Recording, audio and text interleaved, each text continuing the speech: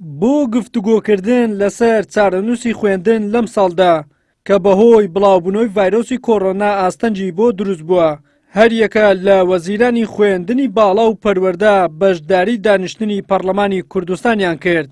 لە کۆبوونەوەکەدا لێژنەی پەروەردە و خوێندنی باڵا لە پەرلەمانی کوردستان پێشنیازیان بۆ هەردوو وەزیرانی پەروەردە و خوێندنی باڵا کرد لە 16 ئەم مانگە دەوامی قوتابخانە و زانکۆ و پەیمانگاکان دەست پێ بکاتەوە. ئەوەی کە هەیە ئێستا بەڕاستی پرۆسەی خوێندن بۆ ناو هۆڵەکانی و کەمپەس دیار نییە کەی دەست پێکاتەوە. ئێمە چاوەڕێی بەڕاستی ئەمە یەکێک لە هۆیەکان کە باسمان کرد، یەکێک لە ڕەختەکان ئەوە بوو کە من ئاراستەم کردن بەڕاستی بۆ وەزیری تەندروستی بەڕێز دکتۆر سامان لێرە ئامادە بووە ئاماژەی بە ڕێکارەکانی تەندروستی و ئامادەسازی کرد بۆ چۆنێتی دەستپێکردنەوەی پرۆسەی خوێندن، بەڵام بەداخەوە ئامادە نەبوو لێرانە بانکێژ نەکرابوو. بۆیە بەڕاستی ئایندەیەکی دیاریکراو نییە کە پرۆسەی خوێندن بۆ ناو هۆڵەکان دەست پێ بکاتەوە. سەبارەت بە چارەنووسی خوێندنی ئەمساڵ لە زانکۆ و پەیمانگاکان، وەزیری خوێندنی باڵا و توێژینەوەی زانستی هەرێمی کوردستان ڕای دەگەێنێت دڵنیایی ئەوە دەدەین کە هەموو هەوڵێک گیراوەتە بەر بۆ ئەوەی پرۆسەی خوێندنی ئەمساڵی زانکۆ و پەیمانگاکان لە بەفیڕۆچوون ڕزگار بکەین. 5 هەفتە 6 هەفتە لە ناو زانکۆکان نەخوێنراوە، بەڕێژەی نسبەی ئەویش باسیکە نزیک لە 75 خوێنراوە، 25 بۆ 27 ماوە بخوێنرێ. ئێمە خوێندنی ئەلکترۆنی پاڵپشتیکاریمان بەڕێ کردووە، سەر پێ خستووە لە زانکۆکانە خوێنرێ لەسەر ئەو پلاتفۆرمانەی کە زانکۆکان خۆیان هینیان هەیە دایان ناوەوە بەکاریان هێناوە بەکاری هێنن. لەناو بە شێوەیەکی گشتی لەناو وەزارەتی خوێندنی باڵا هیچ گرفتێک نابێت.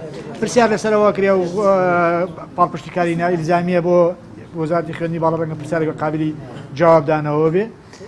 ئێمە ئەمانەیە بە شێوەیەکی گشتی مەبدەئیەن ئەوەیە کە نۆڵیجەکە زانستەکە علم و مەعریفەکە خوێندکارەکانمان وەری بگرن چکەمان اختصاص وەرەگرن و بەم اختصاصانەوە ساڵانی داهاتووەچنەوە ناو کۆمەلگاوە زیمامی ئوموری وڵاتە گرنە دەست لە مەجالی سحی، لە مەجالی هەندسی، لە مەجالی کۆمەڵایەتی بۆی پێویستەکە بە هەرچی شێوەیە بۆ ئێمە زانست و زانێرەکانیان پێ بگەێنین. ئەمە یەکە لە پلان و ئەولویەت و تارگێت و هەدەفەکانی ئێمە. وەزیری پەروەردەی حکوومەتی هەرێمی کوردستانیش ئاشکرای دەکات لە ئەنجومەنی وەزیران بڕیاریان وەرگرتووە دەرگای ناوەندەکانی خوێندن بۆ قۆناغی 1 تاوەکو 11 بکەنەوە و ڕێنمایی و گشتاندنیان بۆ دەردەکەن لەبارەی شێوازی ئەنجامدانی تاقیکردنەوەکان.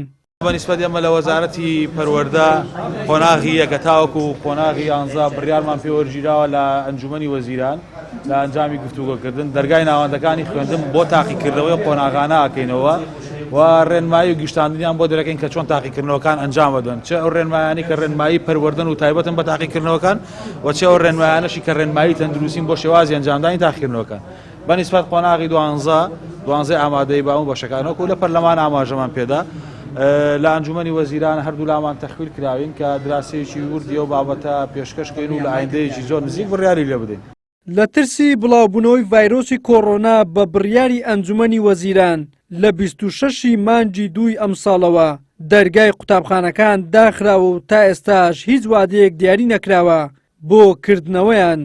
هەریەکە لە وەزارەتەکانی خوێندنی باڵا و پەروەردەش بۆ بەردەوامبوونی خوێندن بڕیاریان داوە وانەکان بە ئۆنلاین بگوترێتەوە، بەڵام ئەو بڕیارە بە دڵی خوێندکاران و مامۆستایان نییە. وەلی سەلیم، کەناڵی ئاسمانی پێم، هەولێر.